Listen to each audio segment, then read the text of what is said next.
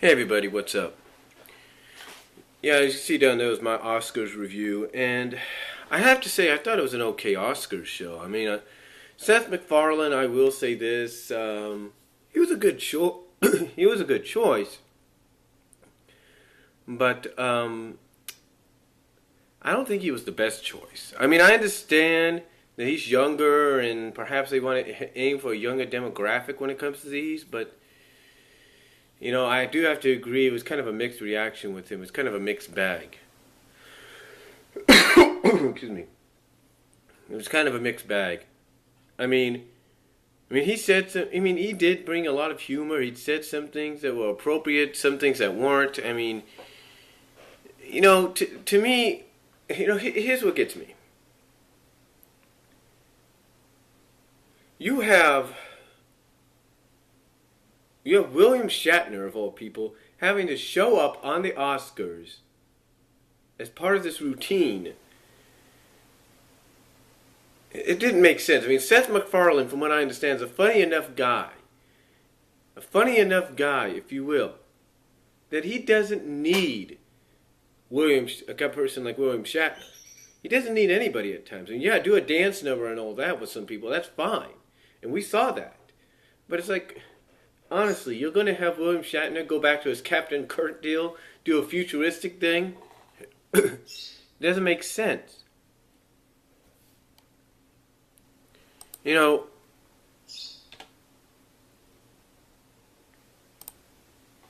Again, I understand why they chose him, but it just didn't make sense. And some of the things he said were appropriate, and like I said, and weren't appropriate.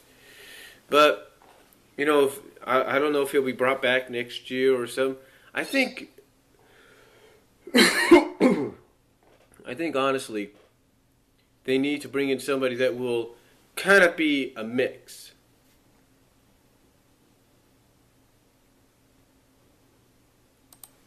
Will be a mix, if you will.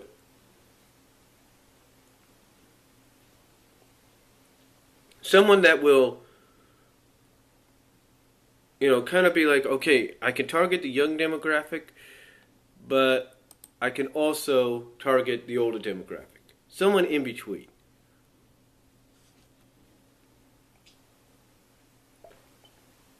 Now, I will say this. I found it kind of very unique that they were able to do the whole Ted Mark Wahlberg thing when they were doing I can't even think of what it was.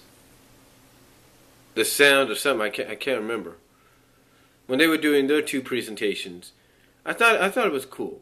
I thought it was really cool. The way they made Ted look, it was just, you knew he was CGI, but it made it look like he was really there, which is really, really cool.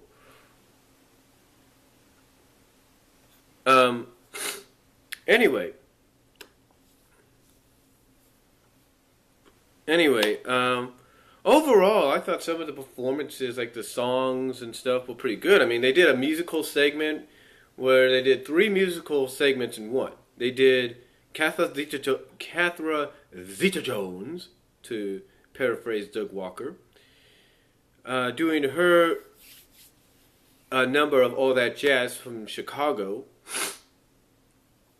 You had Jennifer Hudson, who in my opinion stole the freaking show with her performance of I'm Always Going to Love You from Dreamgirls. She just literally, folks, she stole the show. I am not lying. She stole the show. Because I noticed that Catherine Zeta-Jones' performance, and then the Les Mis cast performance from their movie, which they did a good job, a phenomenal job. Basically, the ovations weren't as loud as it was for Jennifer. Jennifer proved that she still had it. If they could do a Broadway musical of Dreamgirls, of the movie Dreamgirls, if you will, if they could do a Broadway musical on that version, Jennifer, and ask, hey, Jennifer, you want to be part of it? She'd be part of it, and she would steal the show. Honest to God. Now, They also did the performances for songs. Adele did pretty good with Skyfall, which obviously my mom likes, and kind of tells me my mom's going to want me to get that soundtrack and that movie, if you will. And then, they had Norah Jones do her song, "Everyone Needs a song from Ted," which was the only nomination it got.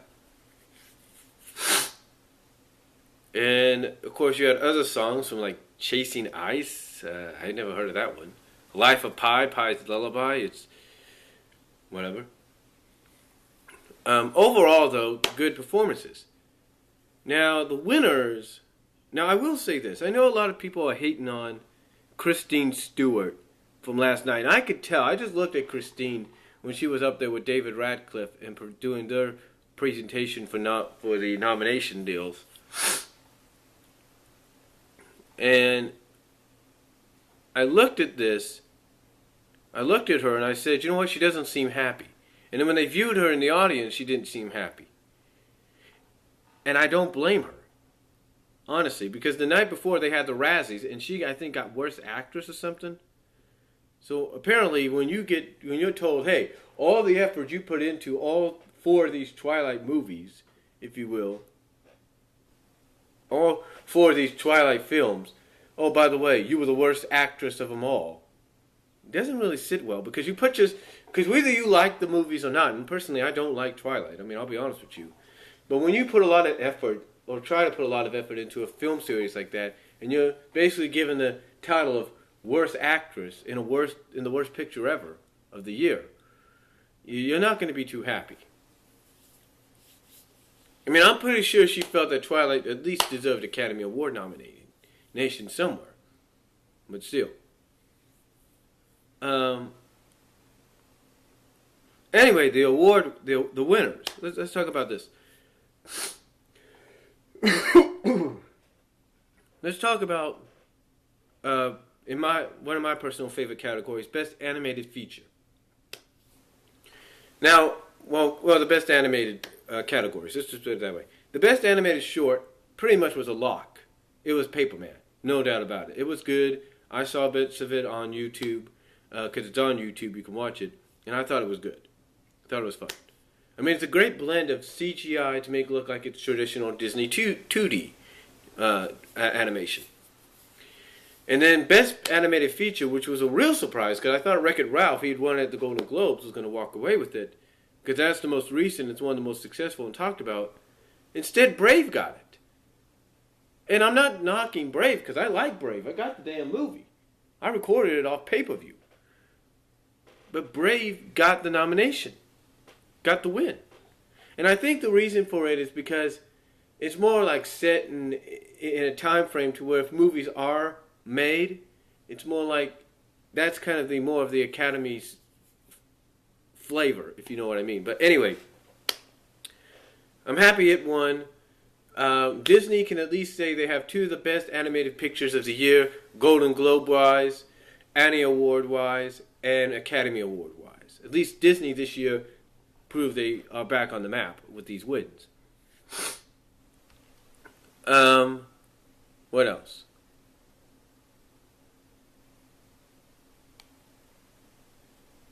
Best Song went to Skyfall by Adele, so it's her first Academy Award.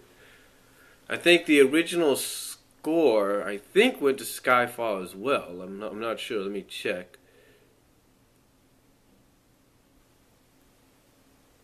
Hold on. No, Best Original Score went to Life of Pi. It went to Life of Pi, so Life of Pi got Best Original Score, and song, like I said, went to Adele.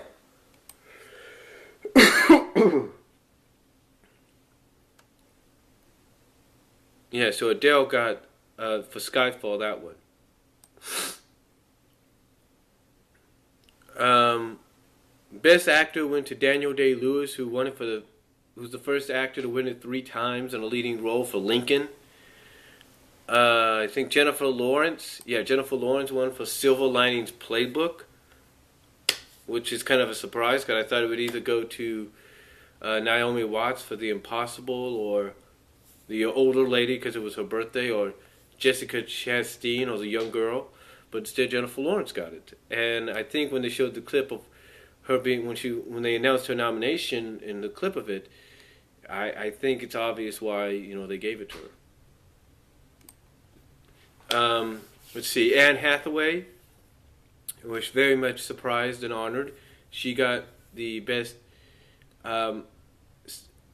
actress in supporting she got the Academy Award for the best supporting actress, and for Les Miserables, and she did an obvious good job. You could see that even if you haven't seen the movie.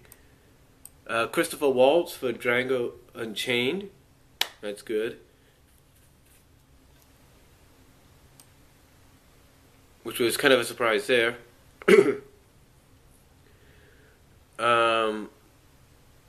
Life of Pi won Best Cinematography.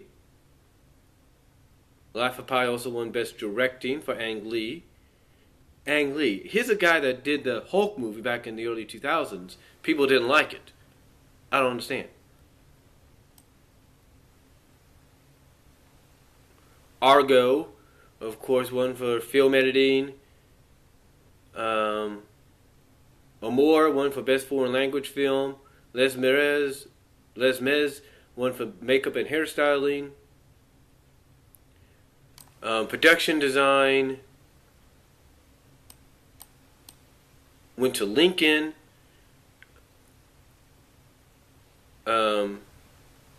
Sound editing went to Skyfall. Sound mixing went to Les Mis. Visual effects went to Life of Pi. Writing, I believe, went to Argo. Best adapted writing. Original writing went to Django Unchained.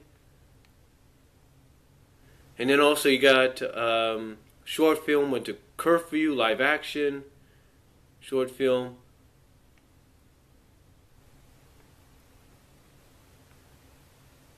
Let's see, hold on. Documentary short went to Innocent. Documentary feature went for Searching for Sugar Man. Costume design went to Anne Karine, or whatever its name is. And of course, I'm trying to make sure I get everything here. And of course, the best picture went to Argo. Everybody pretty much thought Lincoln was going to get it, because it was leading the nomination, so it got some, but Argo got it. So Argo got Best Picture. Let's see. Got the award for Best Picture,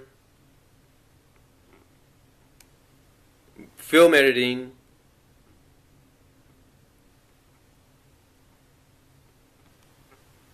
let's see here.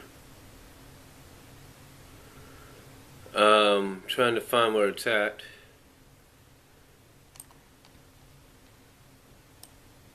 I know it's around here somewhere. Writing, adapted screenplay. So it got about 3 Academy Awards, and maybe some off screen. I think it's got a list of how many got one this year. I'm not sure.